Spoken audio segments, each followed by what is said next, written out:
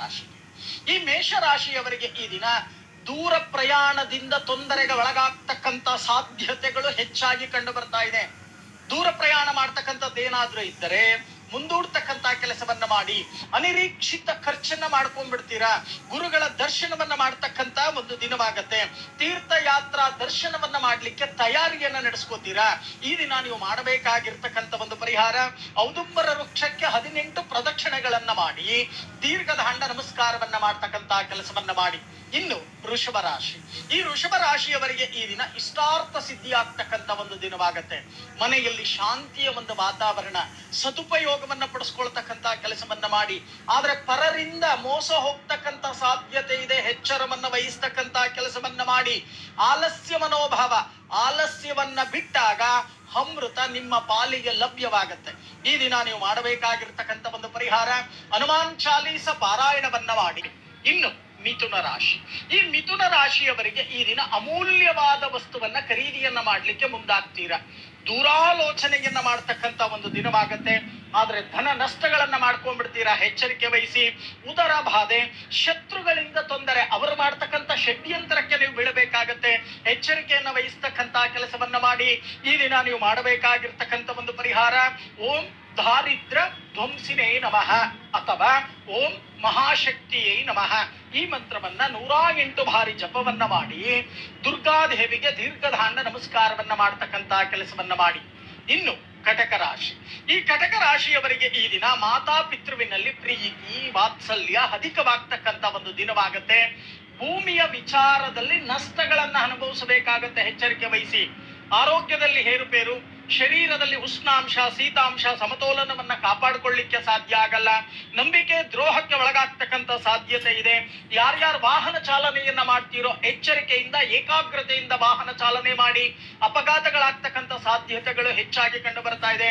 ಈ ದಿನ ನೀವು ಮಾಡಬೇಕಾಗಿರ್ತಕ್ಕಂಥ ಒಂದು ಪರಿಹಾರ, ಕುಲದೇವರಿಗೆ ತುಪ್ಪದ ದೀಪವನ್ನ ಹಚ್ಚಿ ದೀರ್ಘದಾಂಡ ನಮಸ್ಕಾರವನ್ನ ಮಾಡ್ತಕ್ಕಂಥ ಕೆಲಸವನ್ನ ಮಾಡಿ. ಇನ್ನು ಸಿಂಹರಾಶಿ, ಈ ಸಿಂಹರಾಶಿಯವರಿಗೆ ಈ ದಿನ ಮಾಡ್ತಕ್ಕಂಥ ವ್ಯಾಪಾರ ವ್ಯವಹಾರಗಳಲ್ಲಿ ಬಹಳಷ್ಟು ಲಾಭಗಳನ್ನ ನೋಡ್ತಕ್ಕಂತ ಒಂದು ದಿನವಾಗತ್ತೆ. ಧನ ಲಾಭ ಆದ್ರೂ ಕೂಡ ಮನೋವ್ಯತೆ, ಮನಸ್ಸನ್ನ ಕೆಡಿಸ್ಕೊಂಡ್ಬಿಡ್ತೀರಾ. ಮನಸ್ಸನ್ನ ಏಕಾಗ್ರತೆಯಲ್ಲಿ ಇಟ್ಕೊಳ್ಳಿ. ಮನಸ್ತಾಪಗಳಾಗ್ತಕ್ಕಂಥ ಸಾಧ್ಯತೆಗಳಿದೆ.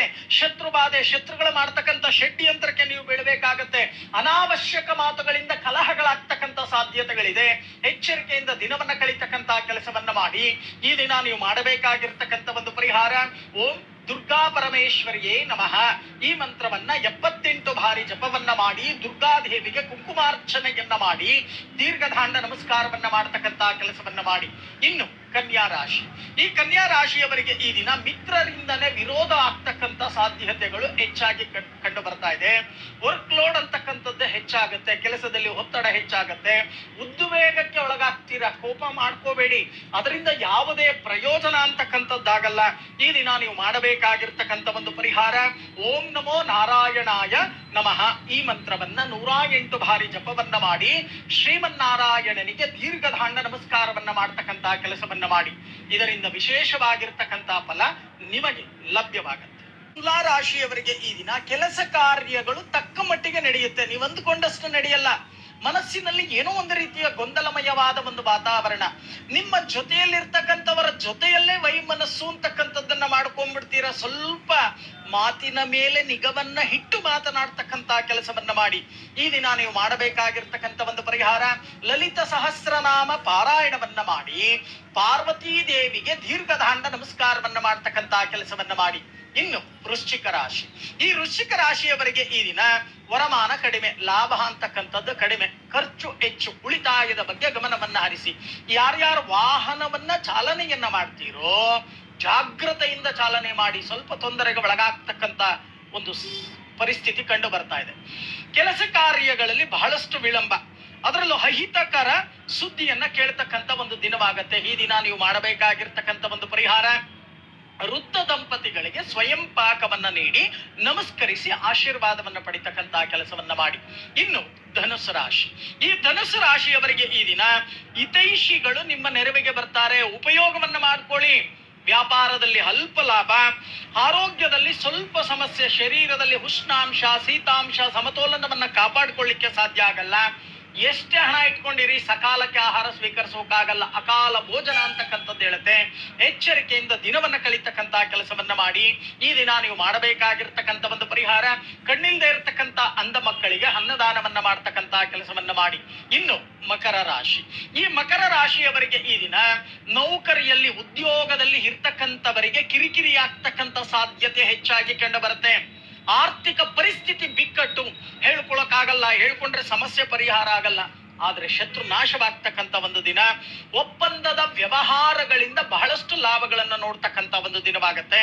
ಈ ದಿನ ನೀವು ಮಾಡಬೇಕಾಗಿರ್ತಕ್ಕಂಥ ಒಂದು ಪರಿಹಾರ, ಗುರು ಪೂಜೆಯನ್ನ ಮಾಡಿ ಗುರುಗಳಿಗೆ ನಮಸ್ಕರಿಸಿ ಆಶೀರ್ವಾದವನ್ನ ಪಡಿತಕ್ಕಂತ ಕೆಲಸವನ್ನ ಮಾಡಿ. ಇನ್ನು ಕುಂಭರಾಶಿ, ಈ ಕುಂಭರಾಶಿಯವರಿಗೆ ಈ ದಿನ ಧಾರ್ಮಿಕ ಆಚರಣೆಗಳಿಂದ ಮನಸ್ಸಿಗೆ ಚಿಂತೆ, ಅಯ್ಯೋ ಖರ್ಚಾಗೋಯ್ತಲ್ಲಪ್ಪ ಅಂತ ಬಹಳಷ್ಟು ಯೋಚನೆ ಮಾಡ್ತೀರಾ. ಸ್ಥಳ ಬದಲಾವಣೆಯನ್ನ ಮಾಡ್ಲಿಕ್ಕೆ ಯೋಚನೆಯನ್ನ ಮಾಡ್ತೀರಾ.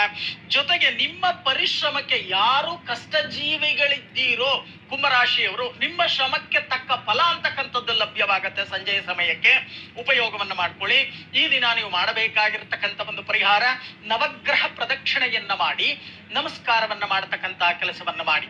ಇನ್ನು ಮೀನರಾಶಿ, ಈ ಮೀನರಾಶಿಯವರಿಗೆ ಈ ದಿನ ಮಧ್ಯಸ್ಥಿಕೆ ವ್ಯವಹಾರಗಳಿಂದ ಉತ್ತಮ ಲಾಭಗಳು ಬರ್ತಕ್ಕಂಥ ಒಂದು ದಿನವಾಗತ್ತೆ. ಯಾರ್ಯಾರು ಮಧ್ಯವರ್ತಿಗಳ ಕೆಲಸವನ್ನ ಮಾಡ್ತಾ ಇದ್ದೀರೋ ಅವರಿಗೆ ಬಹಳಷ್ಟು ಲಾಭಗಳು ಬರುತ್ತೆ, ಉಪಯೋಗವನ್ನ ಮಾಡ್ಕೊಳ್ಳಿ. ಯಾರ್ಯಾರು ಮದುವೆಗೆ ವಧುವನ್ನ ಅನ್ವೇಷಣೆಯನ್ನ ಮಾಡ್ತಾ ಇದ್ದೀರೋ ಅಂತವರಿಗೆ ಸ್ತ್ರೀ ಲಾಭ, ಭಾಗ್ಯ ವೃದ್ಧಿ ಆಗ್ತಕ್ಕಂಥ ಒಂದು ದಿನವಾಗತ್ತೆ. ನಿಮ್ಮ ಸಾಮರ್ಥ್ಯದಿಂದ ಪ್ರಗತಿ ಸಾಧನೆಯಾಗ್ತಕ್ಕಂಥ ಒಂದು ದಿನವಾಗತ್ತೆ. ಎಚ್ಚರಿಕೆಯಿಂದ ದಿನವನ್ನ ಕಳೀತಕ್ಕಂತ ಕೆಲಸವನ್ನ ಮಾಡಿ. ಈ ದಿನ ನೀವು ಮಾಡಬೇಕಾಗಿರ್ತಕ್ಕಂಥ ಒಂದು ಪರಿಹಾರ, ಆಂಜನೇಯ ಸ್ವಾಮಿಗೆ 108 ವಿಳ್ಳೆದೆಲೆ ಹಾರವನ್ನ ಹಾಕಿ ದೀರ್ಘದಂಡ ನಮಸ್ಕಾರವನ್ನ ಮಾಡತಕ್ಕಂತ ಕೆಲಸವನ್ನ ಮಾಡಿ. ಇದರಿಂದ ಬಹಳಷ್ಟು ವಿಶೇಷವಾಗಿರ್ತಕ್ಕಂಥ ಫಲ